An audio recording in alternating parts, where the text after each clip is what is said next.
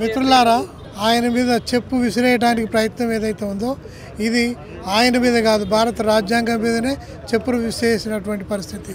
అసలు భారత రాజ్యాంగాన్ని గౌరవించినటువంటి వ్యక్తి ఈ దేశ ప్రధానమంత్రి, ఈ దేశ హోంమంత్రి.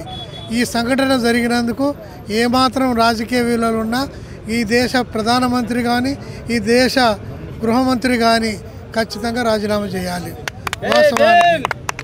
వాస్తవానికి ఈరోజు ఒక దళితుడు ప్రధాన న్యాయమూర్తి కావటము మనువాదులు సహించలేకపోతున్నారు.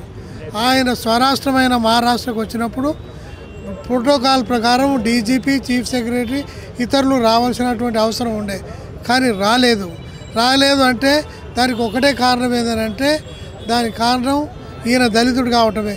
కాబట్టి ఈ సందర్భంగా నేను మిత్రులందరికీ చెప్తున్నది ఏంటంటే మనము ఒక్క ప్రధాన న్యాయమూర్తి కాదు, మొత్తం ఈ దేశాన్ని కైవసం చేసుకోవాల్సినటువంటి అవసరం ఉంది.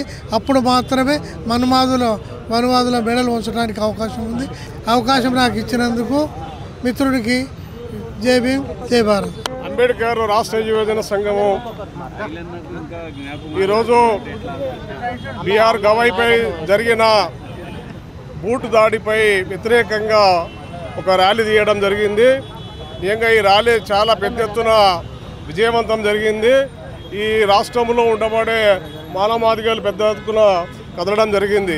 ఇందులో ఎస్సీ, ఎస్టీ, మైనార్టీస్ కూడా పెద్ద ఎత్తున పాల్గొనడం జరిగింది. ప్రొఫెసర్ అన్వర్ గారు కూడా మాతోటి పాల్గొని నిజంగా ఈ దేశంలో ఉండబడే అగ్రవర్ణాలకు బుద్ధి చెప్పడానికి కోసానికి కదిలిన ఇదొక పెద్ద ర్యాలీ, ఇదొక రథయాత్ర.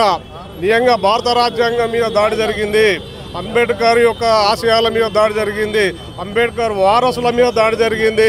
కాబట్టి భారతదేశ వ్యాప్తంగా ఉండబడే ఎస్సీ, ఎస్టీలు, బీసీలు, మైనార్టీలు ఈరోజు అగ్రవర్ణాలకు వ్యతిరేకంగా ఒక పూర్తి స్థాయి ఉద్యమం చేయడానికి కోసమని మేము సన్నద్ధమవుతున్నాము.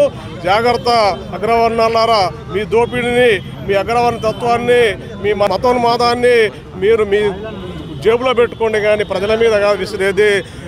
బీఆర్ గవాయి నీతివంతమైన జడ్జిమెంట్ ఇచ్చే ఒక ఉన్నతమైన న్యాయస్థానంలో ఉన్నతమైన అధికారి. అతనిపై జరిగిన అన్యాయాన్ని మేము ముక్తకంఠంగా ఖండిస్తున్నాం.